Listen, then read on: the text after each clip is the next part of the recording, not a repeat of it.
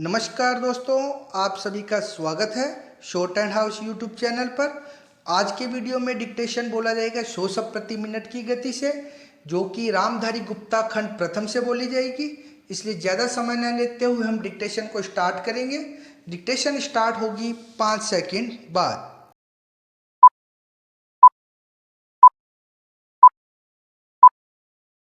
Start. माननीय सभापति महोदय, मैं आपका बहुत आभारी हूँ जो आपने मुझे इस बिल पर बोलने के लिए समय दिया है। यह जो बिल सहकारिता समिति को एक समिति में भेजने का निश्चय किया गया है, जिस पर कल से बहस हो रही है, उस पर मैं आपके आदेश से कुछ कहना चाहता हूँ। श्रीमान, इस बिल को देखा जाए तो यह समझ में आता है कि यह कोई नया बिल नहीं है, बल्कि जो सन 1912 का कानून है उसी की लाइन पर बनाया गया है और कोई नई बात नहीं रखी गई है। श्रीमान, इसमें सहकारी खेती की बात रखी गई है। अगर यह कहा जाए कि यह कोई नई बात नहीं है तो गलत नहीं होगा। जहाँ तक सहकारी खेती का संबंध है तो उसकी तरफ जनता और विशेषकर किसानों का बिल्कुल कोई झुकाव नहीं है और उनका झुकाव न होने के कारण उन्होंने उसे उस सीमा तक नहीं अपनाया जितनी सरकार को आशा थी। श्रीमान, आपको मालूम है कि नागपुर कांग्रेस में यह प्रस्ताव पास हुआ है कि सहकारी खेती कराई जाए। पूरे देश में इस समय इसका जोर चल रहा है और इसको लाने के लिए न मालूम इसके कितने रूप रखे गए हैं। यह कहा गया है कि इसके अंदर कोई जोर नहीं है। अभी एक माननीय सदस्य कह रहे थे कि राजनीतिक पार्टी के लोग यहाँ पर सहकारिता के संबंध में कुछ कहते हैं और बाहर किसानों से कुछ और ही कहते हैं। वे किसी से यह भी कहते हैं कि तुम्हारी ज़मीन छिन जाएगी। मैं यह निवेदन करना चाहता हूँ कि यह जो कहा गया है और किसानों के अंदर जो भावना पैदा होती है वह इस बिल से साफ स्पष्ट होती है कि वह गलत भावना नहीं है। मैं यह जानता हूँ कि जब किसान पार्टी का जोर बढ़ा और किसानों की आवाज़ ऊंची हुई तो सरकार ने और हमारे नेताओं ने यह कहना शुरू कर दिया कि हम सहकारी खेती को किसानों के ऊपर लादना नहीं चाहते, बल्कि यह तो किसानों की इच्छा पर है। लेकिन इसके साथ ही साथ एक बात मैं पहले भी निवेदन कर चुका हूँ और फिर भी निवेदन करना चाहता हूँ कि नेताओं का अपना ही विचार होना चाहिए। किसी सभा में जब यह कहा गया कि यह जो सहकारी खेती शुरू की गई है यह तो अंत में सामूहिक खेती की तरफ ले जाएगी। माननीय सभापति महोदय, उन्होंने साफ कह दिया कि अगर सामूहिक खेती होती है तो इसमें भी मुझे कोई आपत्ति नहीं है। मैं यह कहना चाहता हूँ कि इस बिल को देखने से यह साफ स्पष्ट होता है कि उस सहकारी समिति के जितने सदस्य होंगे वह अपनी अपनी ज़मीन को एक साथ कर लेंगे और अगर समिति से निकालना चाहेंगे तो एक साथ अधिक ज़मीन उसको नहीं मिल सकती है। इस बिल के संबंध में इस सदन के सरकारी दल वाले लोगों ने और विरोधी दल के लोगों ने बहुत सी बातें कही हैं। जैसा कि यह बिल है, इसको अभी समिति के सामने विचार के लिए जाना है और वहां से विचार होने के बाद यह इस सदन के सामने फिर से विचार के लिए पेश किया जाएगा। तब माननीय सदस्यों को पूरी तरह से यह अधिकार होगा कि जहां तक इसमें दी गई बातों का संबंध है उसमें परिवर्तन ला सकते हैं या उसको हटा सकते हैं।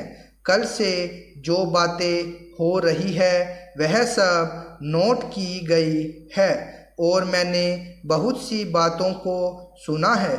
इस समिति में उन सब बातों पर विचार किया जाएगा। बहुत से माननीय सदस्यों ने इस तरह की बातें कही है, वह बहुत आवश्यक मालूम हुई है और जैसा कि मैंने कहा है उन पर विचार किया जाएगा। जहाँ तक सहकारिता का संबंध है, चाहे सरकारी दल वाले माननीय सदस्य हो चाहे विरोधी दल वाले माननीय सदस्य हो, सबकी यह मांग है कि जब हम जनता के राज में विश्वास करते हैं और अपने यहाँ जनता का राज स्थापित कर लिया है और जबकि देश में गरीबी है और उसका गलत लाभ भी उठाया जाता है, तब सहकारिता की बहुत आवश्यकता है। इसको रोकने की आवश्यकता है। यह सभी लोगों की राय है। जहाँ तक इस सहकारी बिल का संबंध है, बहुत से माननीय सदस्यों ने बहुत सी बातें इसके संबंध में कही है।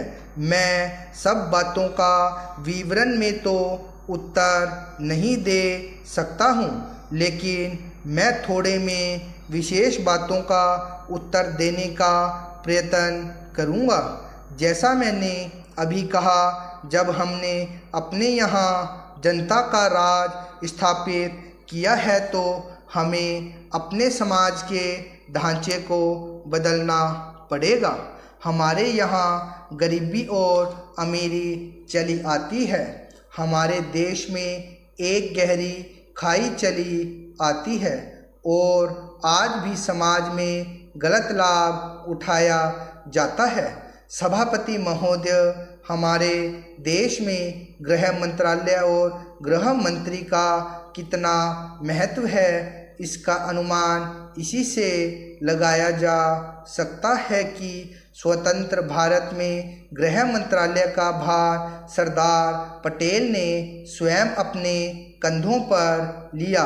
सरदार पटेल का साहस, उनका साहस और उनकी बुद्धि तीनों ही हमारे गृह मंत्रालय के लिए आदर्श का काम कर सकती है, परंतु दुर्भाग्य से सरदार के पश्चात इन तीनों बातों में कुछ कमी आती हुई दिखाई देती है। उदाहरण के लिए एक ही बात मैं कहना चाहता हूँ। 1962 में जब हमारे देश पर चीन का हमला हुआ तो 14 नवंबर 1962 को हम सब ने इसी सदन में खड़े होकर एक प्रस्ताव पास किया था, जिसके शब्द थे, भारत की भूमि जब तक हम शत्रु से स्वतंत्र नहीं करा लेते तब तक हमारा संघर्ष बराबर जारी रहेगा, भले ही वह कितना ही लंबा क्यों न हो। लेकिन कुछ दिन बाद आगे चलकर हमने राष्ट्रीय एकता सप्ताह या दिवस मनाना शुरू किया तो हमने उस प्रतिज्ञा को कुछ दूसरे शब्दों में बदल दिया। उस प्रतिज्ञा के शब्द थे, मैं अपने देशवासियों के संकल्प को दोहराता हूँ कि मैं अपने देश की स्वतंत्रता तथा एकता की रक्षा करूंगा, चाहे इसके लिए कितना ही कड़ा और लंबा संघर्ष क्यों न करना पड़े। मैं राष्ट्रीय एकता तथा बल के लिए तन मन से काम करने की शपथ लेता हूँ।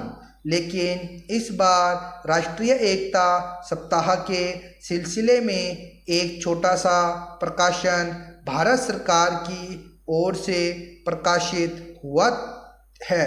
इस प्रकाशन में स्वयं इन्होंने लिखा कि 1962 में चीन द्वारा आक्रमण के बाद शपथ की भाषा में थोड़ा परिवर्तन कर दिया गया है और जो शब्द बदल दिए गए हैं उनको भी मैं सदन की जानकारी के लिए सुनाना चाहता हूँ।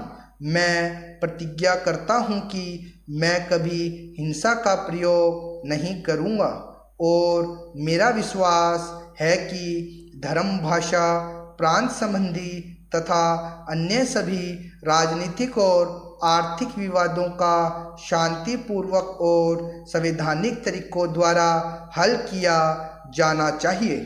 अब मैं आपके माध्यम से जानना चाहता हूँ कि 1962 में संसद ने जो निर्णय किया था, क्या भारत सरकार अपने उस निर्णय से हट रही है? अगर सरकार अपने निर्णय से हट रही है तो यह सरकारी प्रकाशन आया है जिसके द्वारा 1962 की शपथ में परिवर्तन किया गया है। इसका आधार क्या है? स्टॉप। 100 शब्द प्रति मिनट की गति से थी ये डिक्टेशन। रामधारी गुप्ता खंड फर्स्ट के अभ्यास 43, 44 और 45 है। इनका बार बार अभ्यास कीजिएगा तथा इन्हें टाइप जरूर कीजिएगा, ट्रांसक्राइब जरूर कीजिएगा, क्योंकि आप ट्रांसक्राइब करेंगे तभी आपको पता चलेगा कि आप कहाँ कहाँ पे मिस्टेक कर रहे हैं और उनको मिस्टेक को आप सुधारिए बार बार प्रैक्टिस करके।